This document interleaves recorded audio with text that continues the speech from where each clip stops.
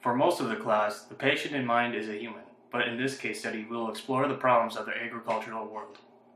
Today we come upon a field of soybeans, but it has a noticeable problem that is affecting all of the field. The upper leaves of the soybean plants have a symptom known as cupping. It is a symptom that has affected areas all across the nation of agriculture.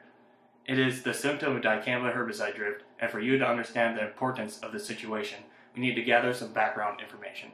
Herbicides are chemicals used by farmers to control weeds and volunteer plants in the field so that the main crop can grow without competition. The farmers gain greater yield, which means greater profits for their farms. As of right now, there are 19 different herbicide mode of actions farmers can use to help control the problemsome weeds in their fields. Among them is Group 4 herbicides called synthetic auxins, or plant growth regulators. Plant growth regulators affect the newly growing tissue on the target plants, causing malformed growth and tumors, which can eventually lead to death of these plants.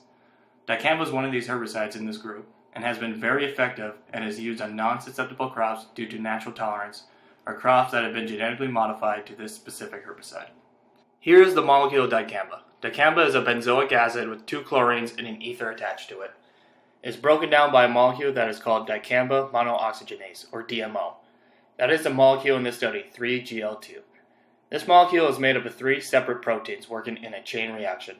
They are made up of a reductase, ferredoxin, and a monooxygenase.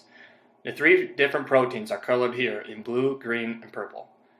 You may notice some red in the model, and that is where dicamba is attached in the enzyme. This molecule will break down the dicamba by a process of oxidation. The carbon on the ether chain will be used for energy in the molecule.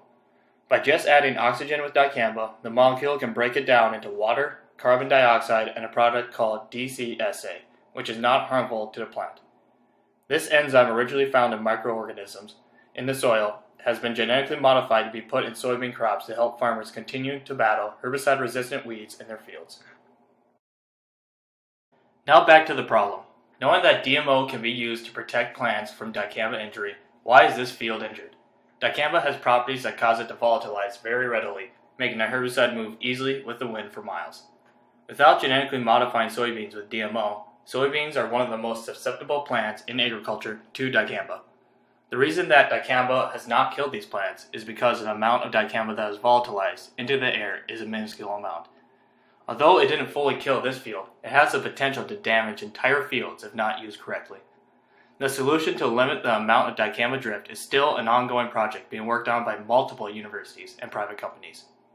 If dicamba drift will not be reduced in the future, the herbicide may need to be banned and will cause farmers even more struggles to battle for control against resistant weeds and to gain higher yield demands.